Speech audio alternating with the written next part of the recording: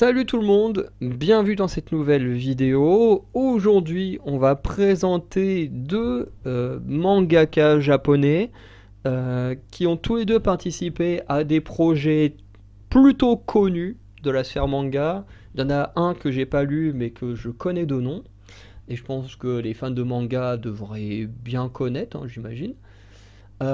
Et si je parle de ces deux auteurs aujourd'hui, Richiro Inagaki et Yusuke Murata, c'est tout simplement parce que ces deux personnes ont travaillé sur mon manga préféré, et donc je vais un peu les présenter aujourd'hui. Donc je lance l'enregistrement de l'écran, ok, et puis on est parti. Donc on va commencer par Richiro Inagaki, ensuite Yusuke, et puis on conclura la vidéo. Donc, d'abord la présentation.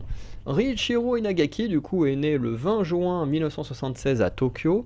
Il est mangaka, notamment sur deux œuvres plutôt connues. Riichiro aime les mangas depuis qu'il a lu Michi de Fujiko Fujio quand il était encore à l'équivalent du collège au Japon. En 1994, il participera à la troisième compétition Manga Koshien, qui est un concours organisé pour les étudiants dans la préfecture de Kochi. Et alors qu'il fallait faire une histoire en une planche, Richiro va se saboter lui-même en jetant de l'encre sur son papier, en 2 ans plus tard. Les gens ont vraiment aimé ça pour différentes raisons, mais Manga Koshien est quelque chose dont je n'aime pas me souvenir.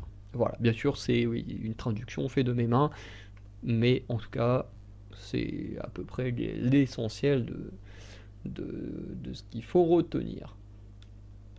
Du coup, après avoir fini ses études, il sera embauché comme assistant d'animation pour le monde du manga et du cinéma. Il commencera sa carrière d'abord en publiant ses travaux dans le magazine Big Comic Spirits de l'entreprise Shogakukan, notamment il commencera en octobre 2001 avec l'histoire Nandoremo Rokugatsu Jusanhi, très très long comme titre. Il écrira aussi Square Freeze et Love Love Santa en novembre 2001 et février 2002. Plus tard, il partira travailler pour la Shueisha avec le Weekly Shonen Jump, où il gagnera le 7e Story King Awards pour le storyboard de Aishid 21. Donc, on va passer sur la partie Aishid 21 que je vais mentionner qu'une fois. Du coup, là, comme on est sur Richiro Inagaki, je vais mentionner Aishid 21 sur cette partie-là. Mais globalement, l'histoire, ce que je raconte, voilà, je vais pas faire le doublon pendant la partie de Yusuke, ça aurait pas vraiment de sens. Voilà, donc je le dis une fois là, mais voilà. Donc, lorsqu'il se lancera sur Aishid 21, l'éditeur lui demande s'il voulait faire l'histoire et le dessin tout seul, mais Richiro Inagaki, malgré une petite expérience, se considère encore comme étant un rookie et préfère se concentrer sur l'écriture et demande à ce que Yusuke Murata gère le dessin. En mars 2002, ils publieront alors 2 one-shots intitulés Aishid Part 1 et Part 2 dans le Weekly Shonen Jump.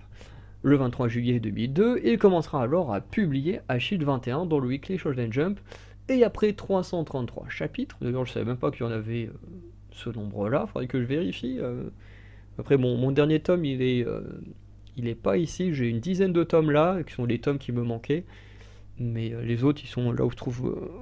ils sont chez ma mère et mon frère. Il faudrait que je regarde s'il y a vraiment 333 chapitres, je trouve ça marrant si c'est vraiment un chiffre comme ça. Donc il publiera notamment le dernier chapitre de Aishid 21 le 15 juin 2009, ce qui donne du coup une collection de 37 tomes par la Shueisha, et deviendra son travail le plus connu.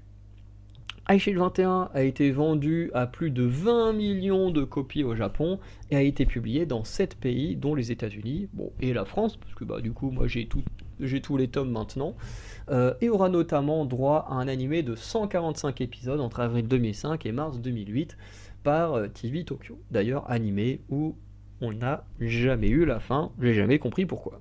Et surtout, pourquoi ça s'arrête en plein milieu des demi-finales. Genre, t'as une demi-finale, t'as même pas la deuxième, ça s'arrête comme ça, tu fais ok. Je comprends pas le principe, mais bon. C'est comme ça, on n'a pas le choix, on fait avec. Donc après Achille 21, Riichiro va créer le Kome Studio, donc une compagnie de management des copyrights pour assurer des droits aux créateurs de manga. Le nom de la compagnie se traduit par Rice, et cela pour 3 raisons. La première, parce qu'Inagaki contient un kanji qui peut se traduire par Rice, donc Inagaki qui est le nom de famille de Riichiro Inagaki. En second, parce que le kanji Rice est aussi utilisé pour représenter les États-Unis, en sachant que à ce moment-là, la plus grande œuvre, et je crois que même encore aujourd'hui, la plus grande œuvre de Riichiro Inagaki concerne un sport américain. Et en troisième, pour présenter le Rice Bowl, donc un tournoi de football américain japonais. D'ailleurs, je crois que le Rice Bowl est référencé dans le manga Shield 21. Sauf que il faudrait que je relise tout pour me souvenir, mais je crois qu'à un moment donné, il le mentionne. Comme le Christmas Bowl, on imagine que c'est un truc imaginaire, alors que si c'est bien dans le manga, en fait, c'est un vrai tournoi. Bref. En 2006, il sera choisi aux côtés des légendes Akira Toriyama et Eiichiro Oda pour être membre du comité du Tezuka Award. J'imagine que pour lui, ça devait être une dinguerie d'être à la tête d'un comité aux côtés de ces deux hommes-là, quoi. Même si je suis pas le plus grand fan du travail de Toriyama, voilà, il y a quand même des fois j'aime bien regarder du Dragon Ball, même si pour moi c'est pas si ouf que ça. Désolé pour les fans de Dragon Ball. Contrairement à One Piece que j'adore, même si les fans me saoulent de plus en plus. Mais ça, c'est encore un autre débat. Ensuite, il va continuer de publier d'autres histoires, notamment Kiba and Kiba, pour le Weekly Shonen Jump avec Bonjay en 2010. Il travaillera aussi avec Katsunori Matsui pour publier Shinpai Kato no Face en 2011, son premier travail pour le Weekly Young Jump. Et en janvier-février 2014, il collabora également avec Matsui pour écrire Alpha Centauri Dobutsen, une histoire en 2 chapitres pour le Jump X Magazine. Et en 2015, avec Ryoichi Ikegami, ils publieront un one-shot nommé Kobushi Samurai pour le Big Comic Superior qui appartient à Shogakukan, où il a notamment publié ses premières œuvres. Ensuite, il va commencer une collaboration avec le dessinateur Boichi. Alors, c'est un nom que j'ai beaucoup entendu, Boichi, par des youtubeurs manga. Mais honnêtement, je sais pas ce qu'il a fait dans sa carrière, mais un jour je m'intéresserai peut-être à lui, parce que son nom m'est pas inconnu. Et cela pour le Weekly Shonen Jump. Et ensemble, du coup, ils vont créer Dr. Stone. Mais bon, Dr. Stone, ça je connais de nom, mais Boichi, il a bien dû faire d'autres choses que Dr. Stone, enfin j'imagine. En janvier 2019, Dr. Stone est élu meilleur shonen manga en 2018 lors du 64e Shogakukan Manga Award. Le manga comporte 19 tomes par Shueisha qui terminera en 2021. La série est populaire au point de vendre 8,4 millions de copies au Japon et sera publiée dans 8 pays. Par contre, c'est quand même 2 fois moins qu'Achille 21. Même si j'avais entendu parler de Dr. Stone avant Achille 21. Bah voilà, les chiffres.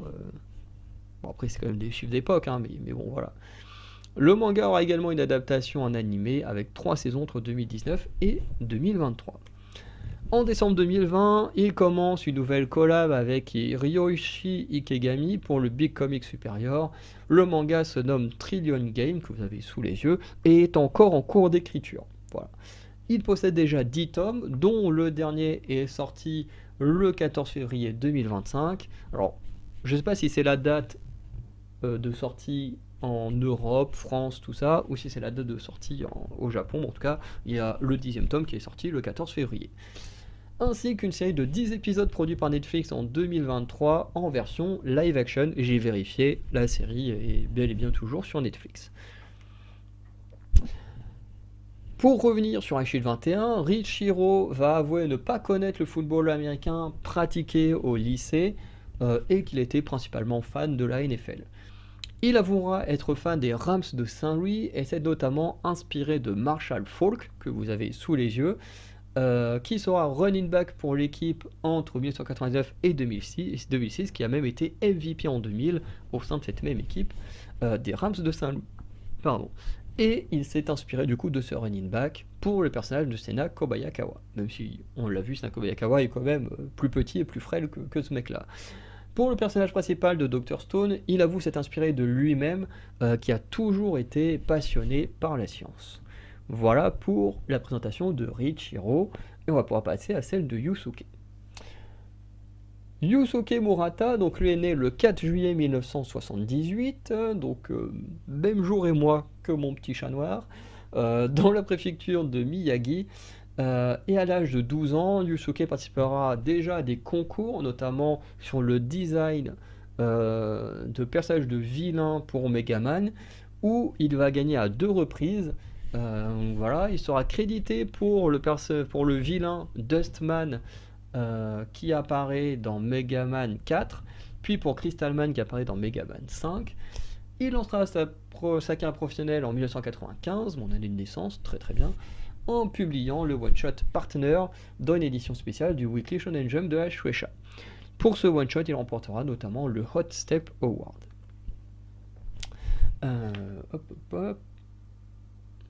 En 1998, il va gagner un nouveau prix, le Akatsuka Award pour la publication de Samui Hanashi, également dans le Weekly Shonen Jump. Dans ce magazine, il publiera en 2002 Kaito Colt, avant de toucher au projet Aishid 21 dont on a déjà parlé juste avant. Entre 2008 et 2010, le Weekly Shonen Jump publiera une fois par mois un chapitre de l'œuvre Hetapi Manga Kenkyujo R, où Yusuke participera au remake de cette œuvre de Toriyama, où dans ce remake, il s'inspirera de lui-même et Riichiro Inagaki, où ils apprennent à devenir des artistes de manga. En avril 2008, Yusuke va écrire et dessiner un one-shot nommé Madofuki pour le Jump Square. Il créera également un one-shot nommé Blust en avril 2009, qui se base sur un garçon qui obtient des capacités en mangeant du curry. J'ai trouvé ça tellement drôle que du coup je vous ai mis une petite image. D'ailleurs, on sent que c'est lui qui a dessiné Aishid 21, parce que la tête du héros, en la regardant vite fait, je trouve qu'il y a quelques petits traits communs avec Iruma. Voilà, pour ceux qui connaissent Aishid 21, vous savez de qui je parle. En juin 2010, il repart pour un one-shot, cette fois le Weekly Shonen Jump, avec l'œuvre qui se nomme Minds, qui se base sur l'autosacrifice d'un soldat pendant une guerre. Il participera aussi entre 2010 et 2011 au projet Donten Prince Solar en tant que dessinateur, l'histoire venant de Yasuo Otagaki, et ce manga sera publié par la Shueisha sous 2 tomes. Ensuite, en 2012, Yusuke publie 2 one-shots avec l'auteur connu sous le nom de One. Le premier one-shot est Yushatashi, publié en avril dans le Weekly Young Jump, et le second se nomme Dangan Tenchi Fan Club, publié 2 semaines après dans le Miracle Jump. Il continue sa collaboration avec One afin de créer un remake du webcomics de ce dernier, One Punch Man. Pour One Punch Man, il sera sur le dessin entre juin 2012 et décembre 2018. Cela va donner 18 tomes par la Shueisha. Une adaptation en animé sera mise en place entre octobre et décembre 2015 par Madhouse et réalisée par Shingo Natsume. D'ailleurs, animé dont j'ai vu la première saison. Et après, j'ai jamais vu la suite. Voilà.